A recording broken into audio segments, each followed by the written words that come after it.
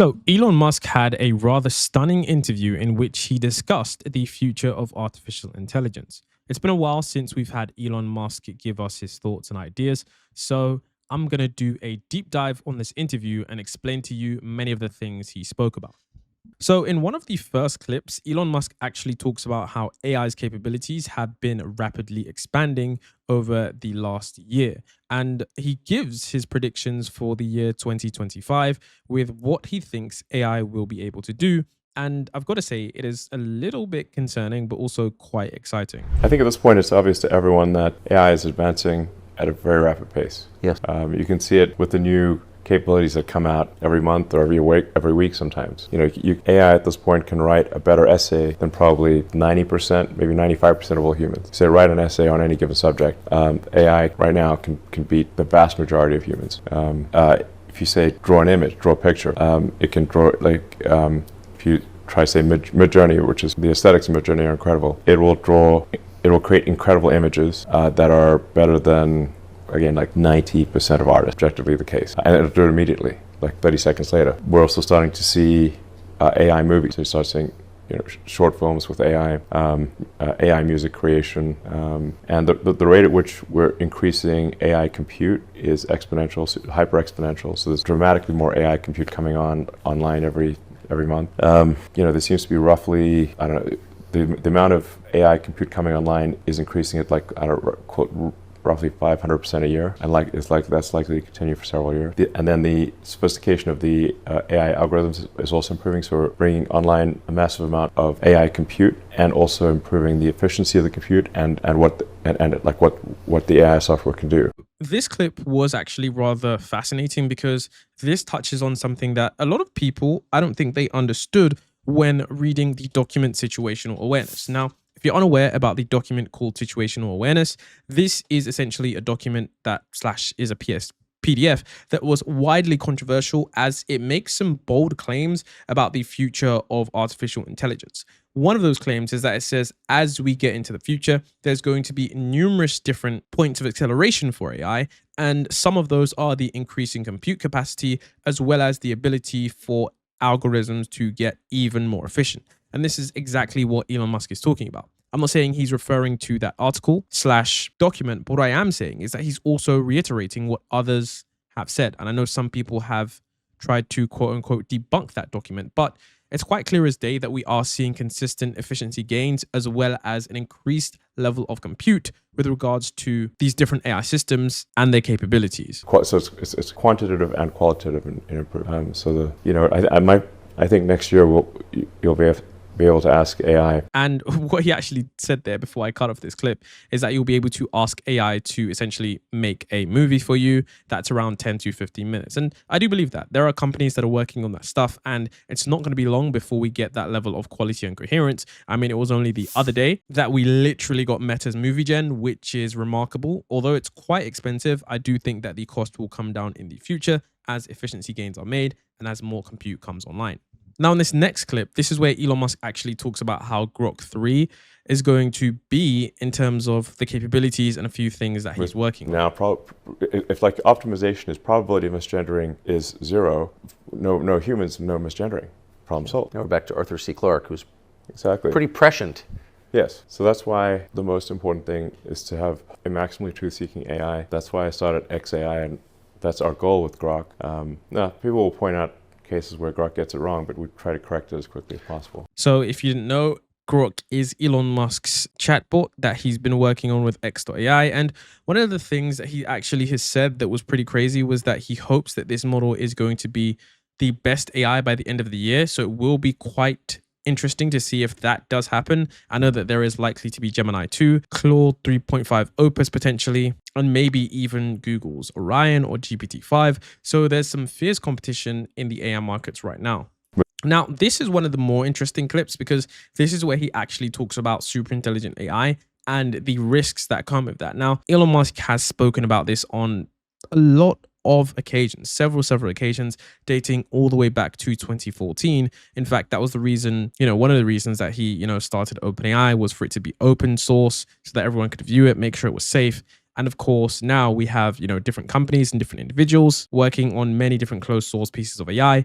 But he talks about how super intelligent AI, it's pretty difficult to handle that complex problem. Yeah, that's where we want, obviously. Is there any way, I guess, to set limits on the decisions that machines can make that affect human lives and make certain that there's some trigger in the system that inserts a human being into the decision-making process? Well, the reality of what's happening, whether one likes it or not, is that we're building super intelligent AIs, hyper intelligent, intelligent, more intelligent than we can comprehend. Yes.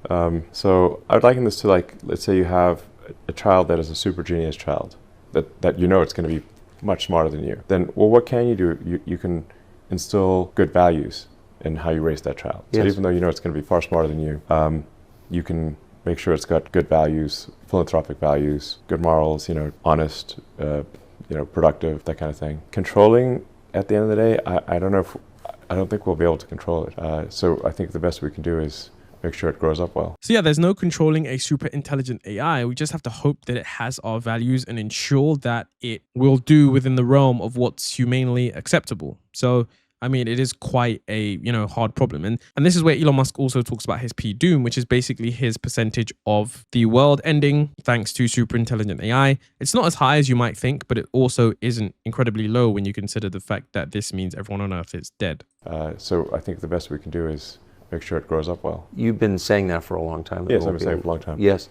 Are you still as worried about it as you seemed to be 2 years ago when I asked you about it? Well, I think that my guess is it's 80% likely to be good, maybe 90. So you can think of the glass as 80% full. It's probably going to be great. There's some chance of annihilation. And you'd say the chance of annihilation is 20%? 10 to 20%, something like that. Now, this is where we get onto some of the more interesting parts again, because this is where Elon Musk actually talks about Sam Altman and OpenAI. He says a few things that might ruffle a few feathers in the AI community, but you have to remember that it was Elon Musk who started OpenAI a few years ago. Not a few years ago, it was actually a really long time ago. And of course, the original mission of OpenAI has completely changed, and Elon Musk certainly isn't happy about all of this. How concerned is Sam Altman about annihilation, do you think? I think in reality he's not concerned about it. I don't trust OpenAI. I mean, I started that company as a non-profit open source. Yes. The open in OpenAI, I named the company. Yeah. OpenAI as an open source, and it is now extremely closed source and maximizing profit. So does risking? I don't understand how you actually go from being an open source nonprofit to a closed source for maximum profit organization. I'm missing. Well, but Sam Altman got rich, though, didn't he? At various points, he's claimed not to be getting rich, but he's claimed many things that were false. And now apparently he's going to get $10 billion of stock or something like that. So I don't trust Sam Altman, and I don't think we want to have the most powerful AI in the world controlled by someone who is not trustworthy. And sorry, I just don't. I mean, but that seems like a fair concern. Yeah. But you don't think, as someone who knows him and has dealt with him, that he is worried about the possibility this could get out of control and hurt people? He will say those words. So now this is where Elon Musk also dives into some interesting topics about how super intelligent AI might actually outsmart us. You see, previously it was humans that were better than AI at chess, but now we have a situation where AI is pretty much God level, and sometimes when you think it does blunders, it does something and then completely checkmates you in ways you didn't understand. If it became clear to the rest of us that it was out of control and posed a threat to humanity, would there be any way to stop it? I hope so. I mean, if you have multiple AIs and ones that are, hopefully you have the AIs that are pro-human be stronger than the AIs that are not. Battle of the AIs. Yeah, I mean that is how it is with, say, chess these days. The AI chess programs are vastly better than any human, and incomprehensibly better. Meaning, like, we can't even understand why it made that move. Right. Why they're so good, right? Yeah. We don't even know why it made it. It'll make a move. We don't even know why it made the move. And in fact, some of the moves will seem like blunders, but then turn out to checkmate. And for a while there was some the best human chess players with the best computers could beat just a computer, and then it got to the point where if you added a human, it just made everything work. And then it was just AI. It's just computer programs versus computer program.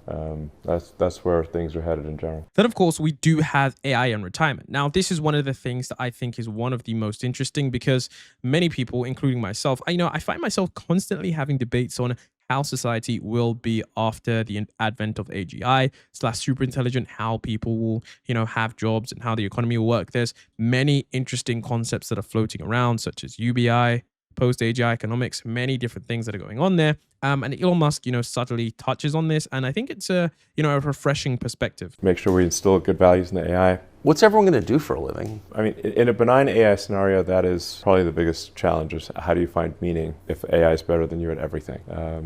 That's the benign scenario. That's the good news?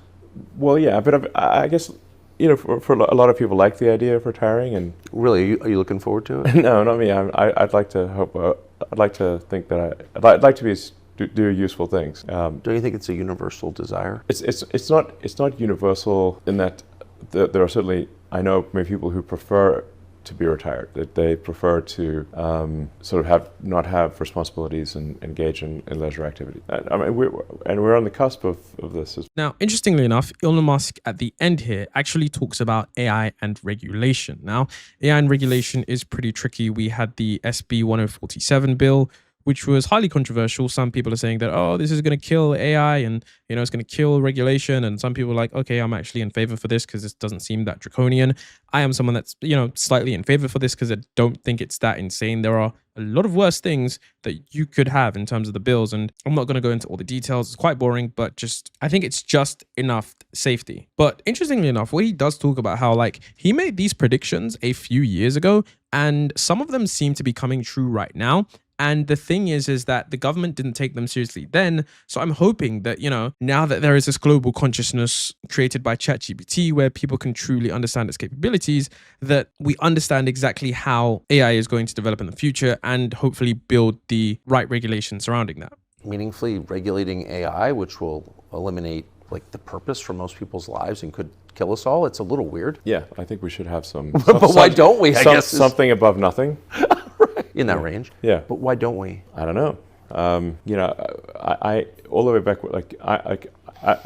during the Obama presidency, I met with Obama many times, but usually in group settings. The one-on-one meeting I had with Obama in the Oval Office, I said, look, the one thing that we really need to do is set up at the beginnings of an AI regulatory agency, and it can start with insight, where you don't just come shooting from the hip, throwing out regulations. You just start with insight, where the AI regulatory committee simply goes in to understand what all the companies are doing, and then proposes rules that all the AI companies agree to follow. Just like sports teams in the NFL, you have proposed rules for football that everyone agrees to follow that make the game better. So that's the way to do it. But nothing came of it. What did he say when you said that to him? I mean, he seemed to kind of agree, but also people didn't realize where AI was headed. So yeah, that's what he's saying. A lot of people didn't realize where AI was headed, and I've got to be honest, if it was maybe 4 or 5 years ago, I certainly wouldn't have realized this too. At that time, so AI seemed like some super futuristic, for sure, sci-fi basically. So, and I'm telling you, this is going to be smarter than the smartest human, and my predictions are coming absolutely true, and so we need to have some insight here just to make sure that these companies aren't cutting corners, doing dangerous things. But Google kind of controlled the White House at that time, and they did not want any regulatory. Well, that's it. I mean, you never see politicians turn down opportunities. So let me know what you thought about Elon Musk's view on AI. Do you think he has a rather fascinating perspective considering his involvement in the scene from many years ago? I think this interview was quite refreshing considering we are moving very rapidly into the future. And if you have any comments down below, I'd love to hear your thoughts about this video.